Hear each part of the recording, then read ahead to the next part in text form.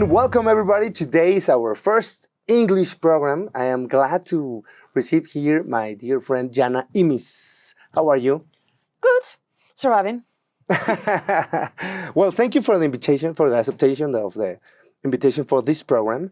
And I want to ask you, what motivated you when you were a kid to fly around the world? Before this, and you think about it, Yana is, she's an entrepreneur. She has a Fight Club. Nobody has to know about Fight Club. Nobody speaks about it.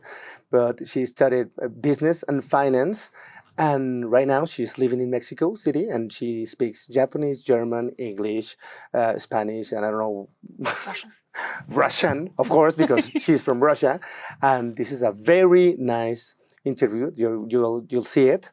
So tell me something about your childhood and why did you decide to fly around the world? Well, I studied foreign languages all my life. And for me, languages bring you closer to the cultures. And with learning English since I have been 3 years old. Why? Why? Because in Russia, it's a package of middle-class family. Okay. You play piano, you do tennis, and you learn English. All of A package of three. Okay. If your parents have money, they're trying to give you the most. Okay. And these three are mostly available. Okay. These three things. And then, so I learned English. I didn't have, at three, I didn't choose yet. Okay. And so I learned English and then I was playing with Americans computer games. So when all of my friends were playing computer games during the day, I was playing during the night because it was cheaper. And during the night, you could play with Americans. And so my English... Start to evolve. Exactly. So I spoke English way better than the majority of people I knew back then. And I felt like, okay, well, what's the next step then? I don't belong here. Like, I speak English better than Russian. I have to go. And so I asked my parents to send me to study abroad, and they said no. Well, suppose they did it right, but they didn't succeed. And that's when I learned my first negotiation skills. Every single day, brainwashing my father, I don't belong here. I don't belong here. This is not who I am. Poor of your father, because let me tell you this, guys. This girl has a bit of energy that you're going to see it. Okay, so your father finally... After a year and a half, he was like, you know what? I'm going to give her a task she cannot fulfill so that she stops. But if she survives the task, I will send her to study abroad. So he told me, you have to score all A's or B's in your university studies in the semester, and you can go. Which was impossible because I was between C and D. No, D and F. Back then. I was skipping classes. I was a bad student. I didn't care.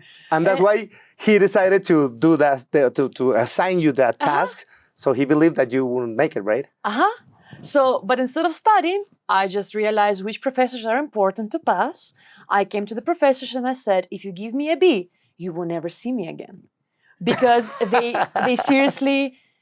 I was annoying them because I didn't want to study during the class. I was in my laptop or something. They were like, just go. So seriously, we're never going to see you again? And all of them gave me A's. And I came with a book to my father, like a book of notes. And for the record, this is a business channel. So excellent negotiation skills. Congrats. Okay. For real. They were like, are you sure we're never going to see you again? Mm-hmm. And that's it. So he was like, well, I'm a man of word. Yes. Go choose the country. And you choose the States? I actually chose Toronto in Canada to study journalism because it sounded really cool. But right before applying for a visa to Canada, I flew to Sweden for a championship for computer games. Because she also is a professional video game player. I used to be, until 27. Used to be. Not now anymore, but it's like, okay. You have to choose life or gaming. Oh, really? It doesn't go together. Yeah, really? No. You have to choose to be, either you're a professional player and you earn, or it's a big waste of time at the end. Like, no, decide. My father told me in every activity in your life, either you score high and get the test score or get competitive and win, or drop it because it's then a waste of time. And when you were professional, how many hours do you play a day? 12 hours a day. 12, oh my God. Yeah. All right, okay, please go on. And now I was very big. And well, I had no friends and no life. Really? But I was hiding in the computer games. Oh, wow, it makes sense. But I wouldn't imagine. Okay, Yeah. So what happened? I was supposed to go to Canada, supposed to apply for visa, but I flew to the championship. It's called DreamHack in Sweden, and I met all the people I used to be playing with for years, and they were all cool. And Yeah, like Zoom in this era, no? You knew him, you knew these guys, but only in video games. Exactly. But they were so cool, and they were in Europe. Canada is too far, and I was like, Dad, I changed my mind. I'm going to Europe instead. What do you mean? Like, why? Oh, you always told me Germany is great because my father did army in Germany. Oh, It's wow. safe, you told me. And so I convinced them that Germany was their choice. That And was so easy. I chose Munich, south of Germany, and I moved when I was 17. Bayern. Bayern München. I moved to do my bachelor, and I stayed then. Okay. And how come you learned Japanese? So everything in life that I do, I reach a certain ceiling, which is in work, it's called glass ceiling. But I apply a method, you earn or you learn, right? If you don't earn and learn, quit. So when once my boss told me, you can't take this vacation, it's too long, I quit because nobody tells me what to do. Okay. So I was like, I want to go to China to learn Chinese because it's like a thing. Started learning Chinese, too difficult, no, drop it. What looks like Chinese, but it's easier, Japanese. Oh, really? Because Japanese... I don't know any of them, so I don't Japanese, they took symbols from China, so they stole the letters kanji from China, simplified it, added endings and 2 more alphabets. 1 alphabet to explain in a simple alphabet things, and 2nd alphabet for foreign words. Okay. So, for example, chair is chair, or table is teburu, or friend is forendo. So they have an alphabet for these words. Yeah. And so I understood. I already know half of Japanese because I know English words. Yeah. Yeah, and I was like, oh, easy. So I chose Japan because it was easier than Chinese. Oh my God. Well, if you say, I have to believe that because I really don't know. It really is. And I want to ask you, you were in Ireland working for Microsoft. Yeah. How was that experience? And tell us something about it. Yeah, so I've been to a few places, right? Because like the moment I realized I'm in stagnation, I need to move, I need to change a country. You don't just change a country because you have to have income or friends living there or education. Something has to be there because why would you go just like that? I think if you just go like that, it's like a waste of time. So I was like, Ireland. I didn't think about Ireland. I was thinking it's Christmas, it's COVID. I can't go to Russia because I don't have Russian passport. I can't go to Germany because it's super boring. If you lean out of the balcony, they arrest you for COVID because you can spread it. Yeah. It's crazy. And so where do I go? If the money is running out, it's Christmas, I need to get a job. So I started applying for many jobs. It took me 3 months, 72 interviews I counted. 72? Oh my God, okay. No, I was like, my eye was twitching. Same story again and again, right? And then, the interviews. And when I already didn't care anymore, I was like, you know what? Might as well be homeless. I don't know. I received 3 job offers on the same day. Google, Microsoft with full relocation, and a startup job offer. And I took all of them. All of them? Oh my God. because in big companies, they don't just give you an offer. They do a background check. Okay, yes. And I am German, but I was Russian. And it's an American company. Oh my God, yeah. That could so I be knew a it's problem. going to take them months to check my documents, and I don't have months. So I'll take you all of need them. to earn money and you need to live, and okay. I would take makes all sense. of them, and whoever pays first, pays first. And whenever the time comes to quit, I quit. Because if the company ever thinks, oh my God, we can't fire this person, like we don't have enough money, but we can't fire them. Do you think they're going to fire you if they need to save money? Why would you have to think, oh my God, it's not nice for a company? Do it. Just take the jobs. Be egoistic. Think about yourself. They will forget you very quick. So I took all of the offers. And then I ended up with Microsoft because in COVID, they paid my flights. Because when Microsoft at the end said, yes, you're good, I already moved to South Africa. I was already living in South Africa in COVID and enjoying the beach and hiking and paragliding.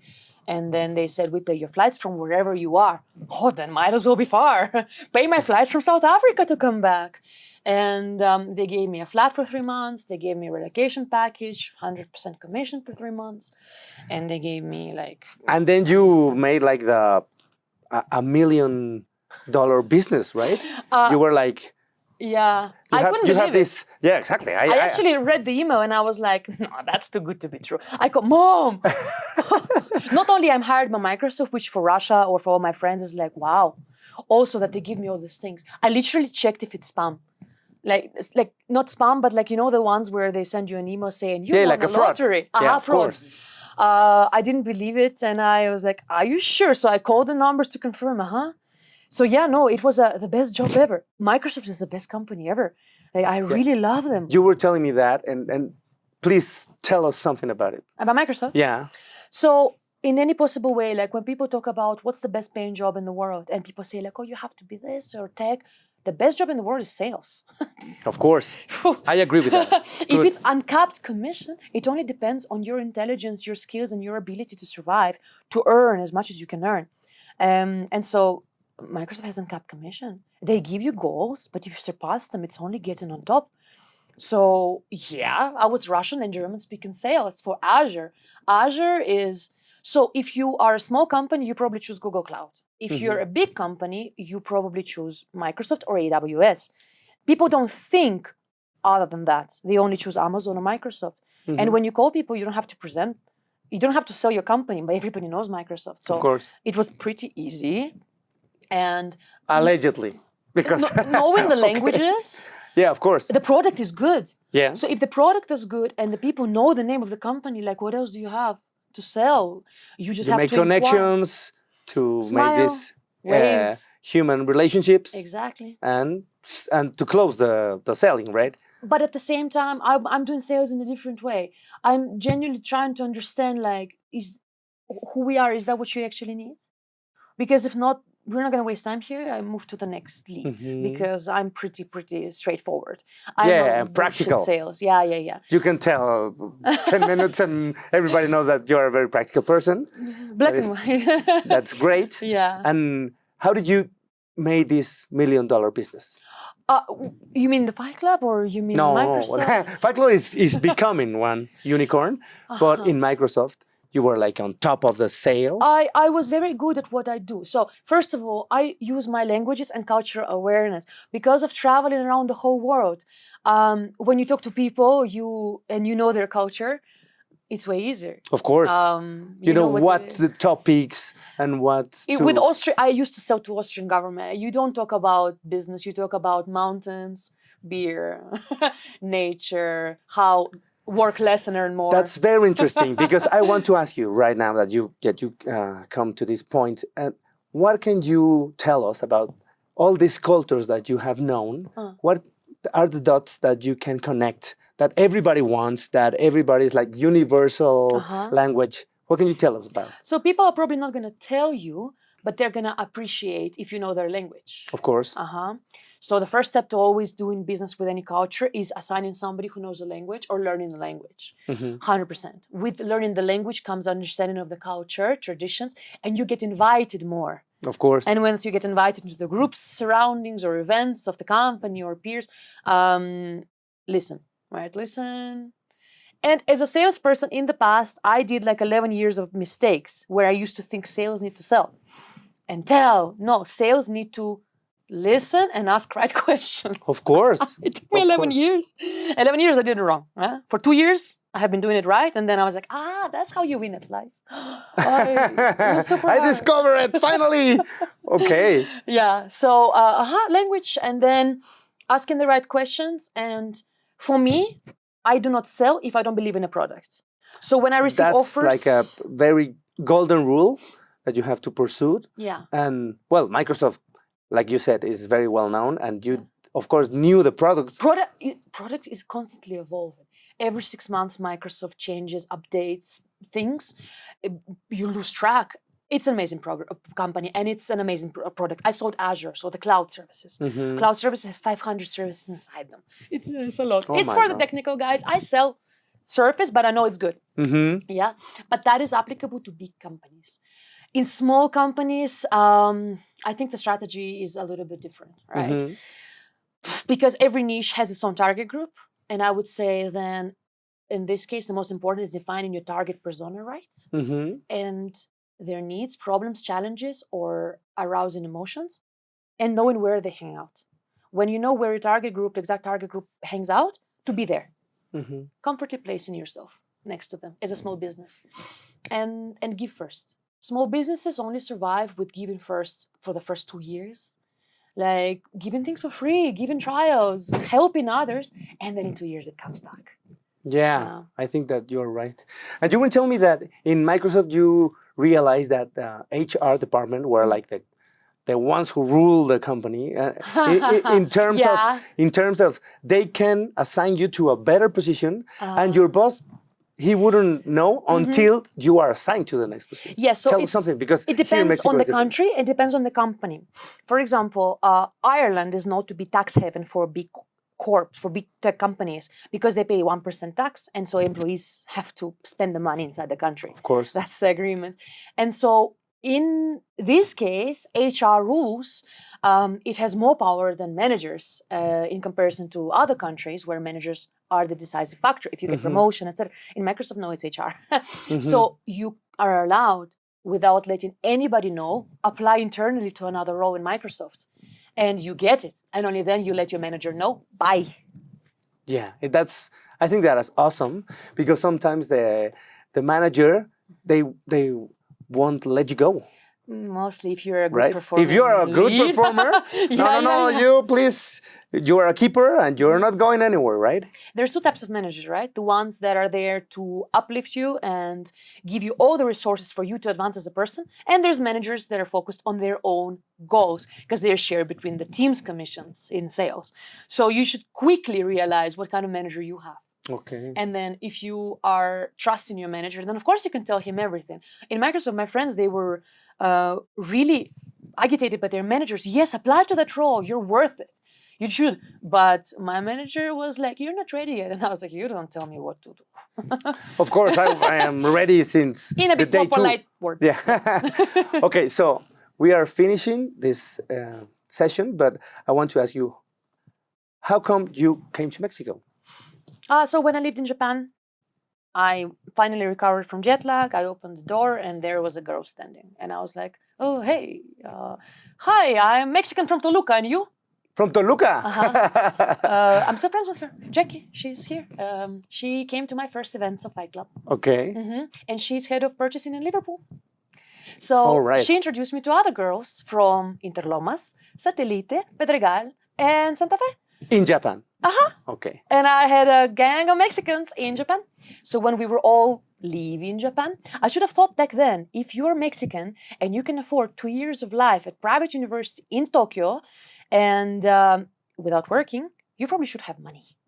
Well, it looks like. But I didn't think about that back then. So when they invited me to visit here in Mexico, You were like, I was like, wow. do Mexicans live like that? Gardeners, drivers, security guards, cage community, like huge houses. What? What is this? And Mexican hospitality. They took me every day. Teotihuacan, Tepoztlan, magical towns, like amazing food, restaurants on top of the Templo Mayor, no? Ay, Mexico is nice. It's great. Uh-huh. Now you know it. Oh, now I know. That was 2017. Okay. Since 2017. 7 years, I almost kept 8. coming back every year to discover more and more and more. And one day I was like, it's too expensive to come back. I have to stay. All right. And so it was. So let's stay there, and please tell us where the people can find you. Where can you find me? Me as a person? Well, I think that maybe now is the time to say about Fight Club. My name is Yana Immis. I live in Mexico City now, and I do the best events, experiences to connect Mexican and foreign founders in Mexico City to do business, make friendships. And my business is called Fight Club, and my name is Yana Immis. I think the best channel these days is LinkedIn, to find each other, to find the project, and to see how trustworthy is this project, and to see what people say, right? Because people love people. Okay, so we don't talk about Fight Club, but in our next session, we're going to talk about Fight Club. So stay tuned. Thank you, Yana, for being here. Thank you. Ciao.